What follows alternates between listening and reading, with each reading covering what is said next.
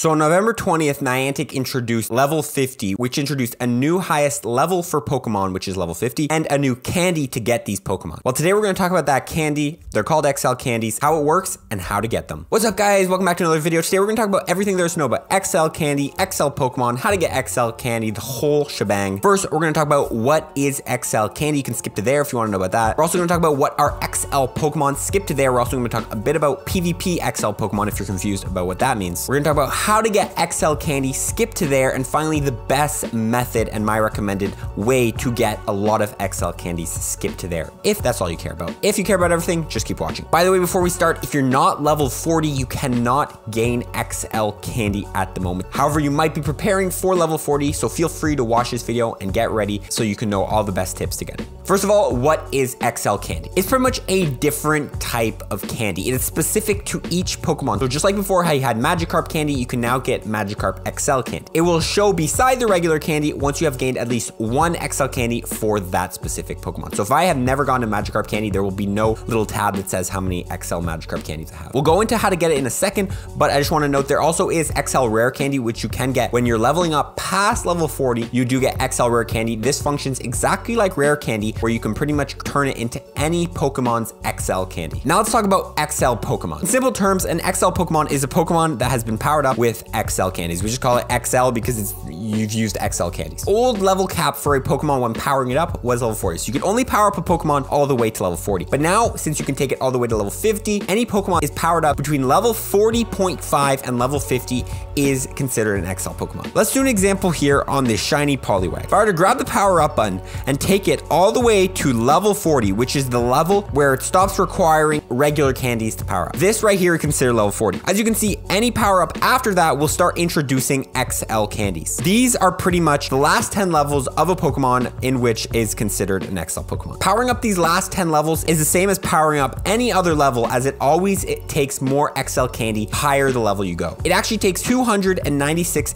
XL candies to power up a Pokemon from level 40 all the way to 50. I also want to note that shadows are even more expensive. So if I were to max out this Shadow Swampert to level 50, it'll actually be 360 XL candies on top of the Stardust and the regular candy, since I'm doing that first power up all the way to level 40. If we do one more example here on a Pokemon that is already level 40, for example, this Rhyperior, it's already level 40, so it's only going to cost XL candies to take it that last 10 levels, 296 to be exact. Final thing, powering up Lucky Pokemon, it is actually not any cheaper on the XL candy part. It is only cheaper on the Stardust. So Lucky Pokemon does not affect XL candy prices for powering up. You can find Pokemon you've used XL candies on by searching Candy XL, and it'll show you any Pokemon you've used XL candies on. For example, here, this Charizard is the only one I've used XL candies on. So this is considered my XL Pokemon. This will show you all the XL Pokemon you have. Now, touching quickly on the XL PvP Pokemon, if you go to the website PvP Poke, this is pretty much the best website to get the rankings for all the leagues in PvP for Pokemon Go. You will now start to see XL Pokemon. For example, here, XL Galarian Stunfisk. This pretty much means that if you are to use XL candies on a Galarian Stunfisk in the Ultra League, then this Pokemon will be ranked 6 out of all the Pokemon. So it'll be very strong for the Ultra League. With the introduction of level 50, it has made it so the leagues have gone switched up, because plenty of Pokemon that were never able to actually perform in the Ultra League since their CP cap was too low can now perform. For example, here, Umbreon. Looking at the perfect IV CP for a Umbreon here, when level 40 was the max level, Umbreon could only reach 2137 CP.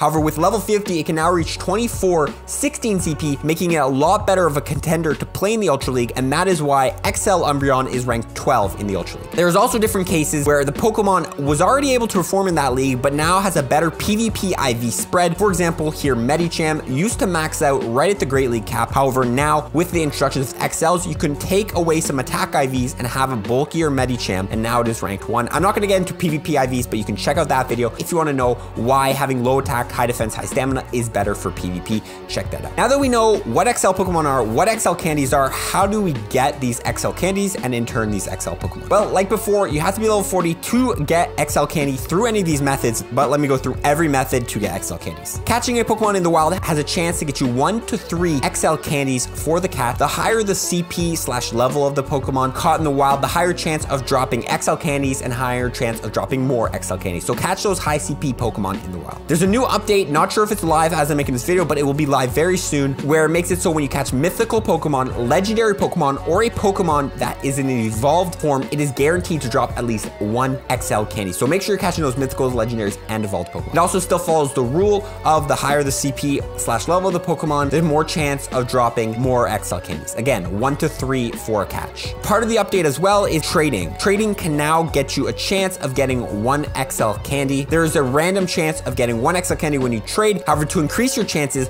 the further those 2 Pokemon were caught, so if you see the little distance between the 2 Pokemon when you're trading, the further that number is, the higher chance of getting that XL candy. This is a very new mechanic, so I'll pin a link below if I ever find an article on more details for the odds of getting an XL candy and the distances. Transferring can also get you XL candy. Transferring follows the same rules as catching, so the higher the CP/level of the Pokemon you are transferring, the higher chance of getting an XL candy, but you can only get 1 XL candy from transferring per Pokemon. So remember, get those high CP Pokemon and transfer them, you'll get a higher chance of getting it. Hatching eggs can get you XL candy. On screen is a picture for the drop rate and how many XL candies you get per different kilometer egg. This is a paid method, however, it can lead to the most drops of XL candy since you can get up to like, I think 16 XLs for 1 hatch. I'm not sure, the graphic is on screen. Walking a buddy also is a new addition, can get you XL candy. Just like regular candy, when you walk the distance needed to get 1 regular candy, there's also a chance that you get an XL candy. Feeding berries to gym has a chance to get you XL candy. However, the drop rate is super low. I've heard of people feeding 1,000 berries to Pokemon in gyms and only getting 1 XL. It's a little ridiculous. Honestly, I wouldn't really recommend this method. Finally, one of the last methods here I want to show off is the transferring method. You can now turn candy into XL candy. 100 candies for 1 XL candy. It's a little bit of a ripoff, honestly. It's kind of expensive, but if you have a bunch of extra regular candy for a Pokemon and you need some more XLs, might as well transfer a couple in. You can get XL candies through the XL rare candies you get when leveling up. Now that we know all the places you can get XL candy, what is the best method? This is going to be a step-by-step method to focus XL candies on 1 Pokemon. So for example, if we want a XL Medicham for the Great League, how do we focus on the Medicham to get as many XLs as we can? First of all, change your buddy to a Meditite or a Medicham so you can take advantage of the buddy distance dropping an XL candy. Next, you're going to want to go out and start hunting the higher CP/level Meditites or Medichams in the wild, although I've never seen a Medicham spawn in the wild. Weather boost really helps when looking for XL candies in the wild. Catching those weather boosted Pokemon are usually going to be a higher CP/level, in turn getting you a higher chance of dropping XL candies and more XL candies. If you even find the evolved version of Meditite, which is Medicham in the wild, it's guaranteed to get an XL candy, so it's worth hunting those. However, those are super